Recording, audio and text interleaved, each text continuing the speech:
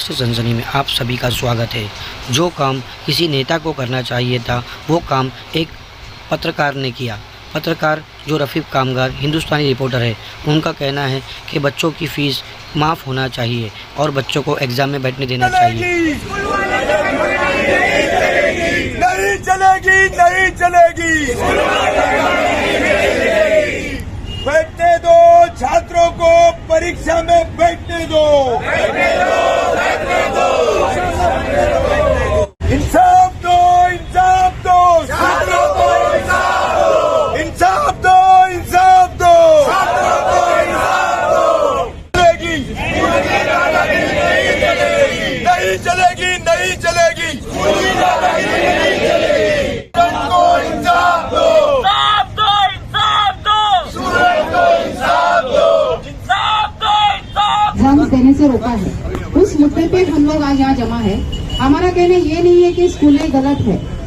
School सही बात है कि उनको भी अपनी स्कूल चलानी है, लेकिन ये भी सोचना चाहिए स्कूल वालों को कि वो स्कूल अस्तित्व में कब आई है।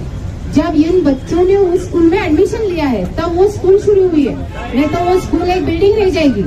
तो उन बच्चों ने अगर 8वीं तक आपकी फीस भरी है और आज कोविड की वजह से 2 साल नहीं भर सकते हैं, तो स्कूल का भी थोड़ा सा एक फर्ज बनता है कि उन्होंने उन बच्चों को थोड़ा सा हेल्प करना चाहिए।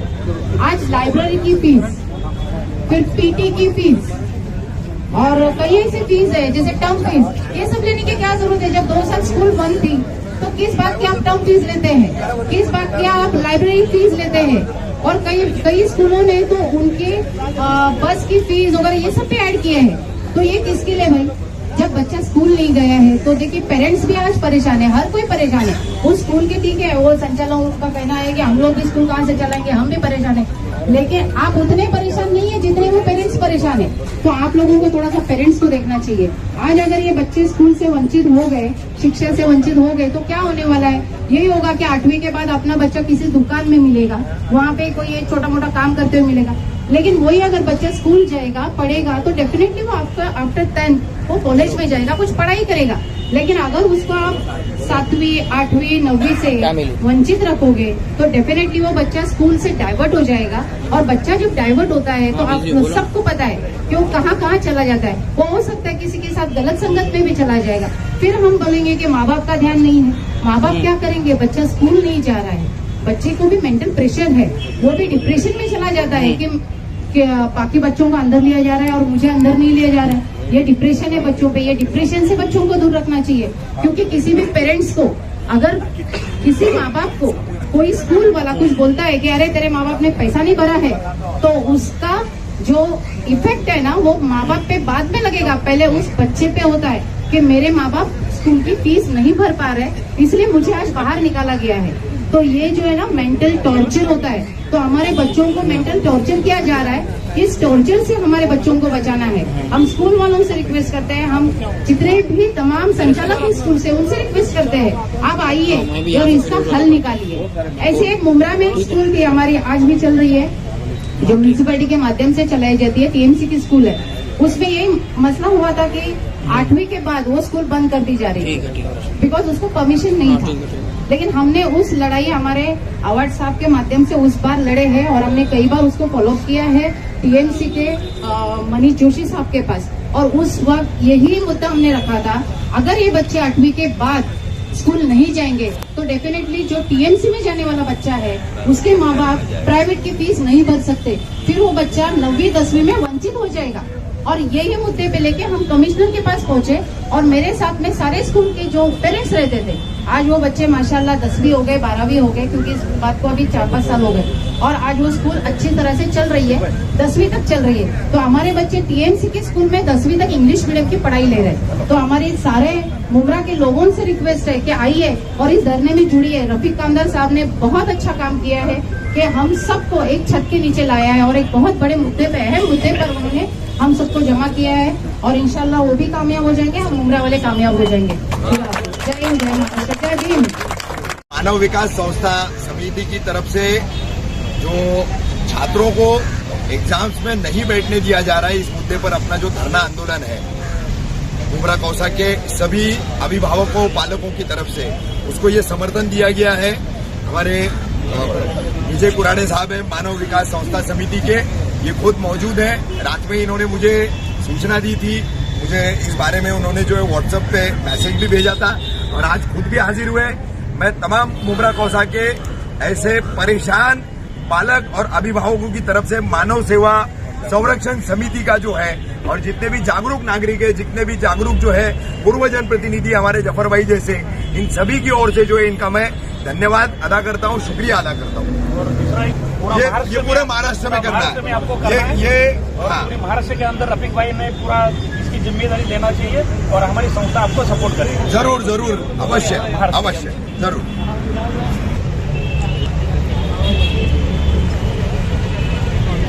भैया बेटा, यहाँ पे रफीक कामदार साहब की तरफ से आंदोलन रखा गया, इस पे क्या बोलना चाहिए? देखिए कैसा है कि रफीक भाई ने जिस तरीके से ये आंदोलन छेड़ा है, मैं समझता हूँ एक पत्रकार को शहर के लिए इतनी दिलचस्पी नहीं होनी चाहिए। काम एक्चुअली नेताओं का है, जो शहर के अंदर जो चुन के, जिसको पब्लिक चुन के देती है, क्योंकि ये पब्लिक का ही काम है। पब्लिक के ही बच्चे कहीं ना कहीं स्कूलों में जाके पढ़ते हैं, तो ये कहीं ना कहीं नेताओं का काम है। रफीक भाई ने जो ये आंदोलन, हम लोग जितने भी हम लोग युवा नेता हैं सब उनके साथ हैं, जितने भी NGOs हैं शहर की, जितने भी छोटी छोटी पार्टी सब रफीक भाई के साथ हैं। इस वजह से आज हम लोगों ने रफीक भाई के समर्थन को यहाँ पे प्रॉपर तरीके से सही फैसले नहीं आते तो इससे बड़ा आंदोलन शहर के अंदर रफीक कामदार साहब के नेतृत्व में लिया जाएगा पूरे मुमरा से। मुमरा कौसा की जो स्कूल है, खास तौर पर जो प्राइवेट स्कूल, निजी स्कूल है, ज्यादातर हमने देखा है कि वहाँ पर बच्चों को फीस को लेकर के काफी इमोशनल टॉर्चर किया जाता है। एग्जाम में नहीं बैठने के लिए उन लोगों को धमकाया जा रहा है। तो इस पर आप स्कूल के प्रशासन से क्या कहना कई पेरेंट्स इस सवाल को लेके बिल्कुल आए थे हम लोगों के पास और हम लोगों ने बिल्कुल वो स्कूल के प्रिंसिपल तक ये पैगाम भी पहुंचाया और जाके बिल्कुल बात किया है। अगर इस तरीके की हरकत दोबारा अगर शहर के अंदर हुई तो उस स्कूल के लाइसेंस को भी कैंसिल किया जाएगा और उस स्कूल को भी बंद करवाया जाएगा। ये हमारी पूरी आप स्कूल के जो मेन अधिकारी है वर्षा गायकवाड़, एजुकेशन मिनिस्टर, हम लोगों ने उनसे क्या मांग करेंगे? हम लोगों ने मांग ऑलरेडी करी है कि जो 2 साल पेंडेमिक का गुजरा है कोविड का, उस वजह से हमने ये कहा कि जितने भी स्कूल्स हैं उनको एक अपनी तरफ से GR पास करके दिया जाए। जो भी गरीब तबके के लोग हैं, जो पेरेंट्स के जो वालिद है, जो ठेला लगाते हैं, वड़ा पाव बेचते हैं, पानी पूरी कोई बेच रहा है, कोई समोसा, मतलब इस कदर के लोग जो है वो स्कूल की 10-10 हज़ार फीस भर नहीं सकते। तो वर्षा गायकवाड़ मैडम जी का बिल्कुल GR पास हुआ था। जितने भी स्कूल्स हैं मेरे ख्याल से 15% वो फीस माफ करके बकाया जो उन लोगों का था उसको भी इंस्टॉलमेंट करके उन्होंने दिया था। लेकिन इसके बावजूद भी कई पेरेंट्स ऐसे हैं जो नहीं भर सकते फीस, उनके लिए भी हम आवाज़ उठाएंगे और उनके लिए भी मैं समझता हूँ कि फ्री, जो बच्चे नहीं भर सकते उनको फ्री में एजुकेशन मिल जाए, इस तरह के हम लोग मेहनत करें। हमारे साथ मौजूद है मुमरा कौसा के चर्चित युवा समाज सेवक जनाब हाशिम शेख, डॉक्टर हाशिम जिन्हें लोग कहते हैं। हाशिम भाई, जैसे कि हमारे वरिष्ठ पत्रकार रफीक कामदार साहब ने जो ये कदम उठाया, ये पहल की है, खास तौर पे हमारे मुमरा कौसा के बच्चों के भविष्य का सवाल उठता है इस चीज पर, तो आप क्या कहना चाहोगे इस मामले को लेकर? अस्सलाम वालेकुम। सबसे पहले तो मुझे बहुत खुशी हो रही है कि ये काम होता है, किसी का और करता है कोई और काम।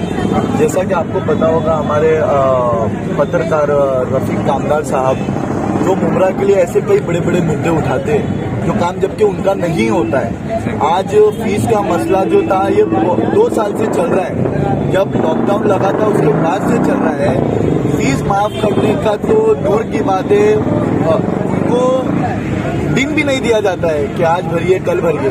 आपको फीस भरना है तो भरना है, कंपलसरी है। चाहे आप किसी का लेटर दो, चाहे किसी का फोन जाए, चाहे नगर सेवक वहाँ आए, नगर सेवकों को 1.5 घंटा कई नगर सेवकों को बाहर खड़ा किया गया। आपको पता होगा, हमारे नगर सेवक, हमारे कई पत्रकारों ने डाला था, तो इतनी मनमानी पर अड़े हुए, इतनी मनमानी है कि वो लेटर तक के किसी का एक्सेप्ट नहीं करते हैं। वो सिर्फ अगर लेटर किसी का एक्सेप्ट करते हो तो पैसे का लेटर एक्सेप्ट करते हैं, उनको किसी के लेटर से कोई मतलब नहीं है। जैसे कि अभी आपने कहा, कोविड का जो पैंडेमिक आया था, लगभग 2 साल से ज्यादातर बच्चों का करियर पे बात थी, एजुकेशन मिल नहीं पाया काफी बच्चों को। उसके बावजूद भी स्कूल वाले का ये जो रवैया है, हमारे बच्चों के भविष्य के लिए खतरा हो सकता है, आने वाली नस्लों को तकलीफ हो सकती है, तो इस पर आप स्कूल प्रशासन से क्या कहना चाहोगे? देखिए, स्कूल प्रशासन से एक ही मेरी रिक्वेस्ट है कि रही मसला, अगर फीस का आपका मसला है तो आप रिजल्ट मत दीजिए। लेकिन उनको पेपर वगैरह में अगर उनको आप बिठाओगे तो अपने हमारे लोगों के लिए एजुकेशन के लिए अच्छा है, लेकिन अगर वो नहीं सोचते ये उनको सिर्फ पैसे से अगर मतलब है तो उसके लिए फिर हमारे चाचू ने जो आज कदम उठाया है तो ये बहुत अच्छा और बहुत बड़ा कदम है। इससे भी ज्यादा अगर हमको करना रहेगा तो हम लोग करके। अभी हमारे साथ में एक युवक मौजूद था जिसको एग्जाम में एंट्री नहीं दी गई थी कि ताकि उसने फीस नहीं भरा था, उसको लेकर आप स्कूल वालों को क्या कहना चाहेंगे? देखिए, उसको लेकर हम यही कहेंगे कि वो बच्चे को स्कूल में एग्जाम में बिठाया जाए। रही बात अगर रिजल्ट की है तो आप रिजल्ट मत दीजिए, फीस भरने के बाद आप रिजल्ट दे दो, या तो उसको कुछ मोहलत दो, इतने टाइम में उसको फीस भरना है, लेकिन एग्जाम में बिठाना आपको कंपलसरी जरूरी है। इसमें एक चीज ये आसिफ भाई की गवर्नमेंट की तरफ से कुछ एक नॉर्म्स, स्कूल जब रजिस्ट्रेशन इंसान करता है तो उसमें ये रहता है कि कम मिनिमम एक 10-12 लोग को आपको फ्री में पढ़ाना भी है, ये भी उनके क्लॉज में रहता है। वो क्लॉज में स्टूडेंट को बैठाओ ना, सेट करो, पढ़ाओ ना, क्यों नहीं पढ़ा? मुमरा की प्राइवेट स्कूल ने वो क्लॉज तो कहीं पर दिखाई नहीं। वही तो मैं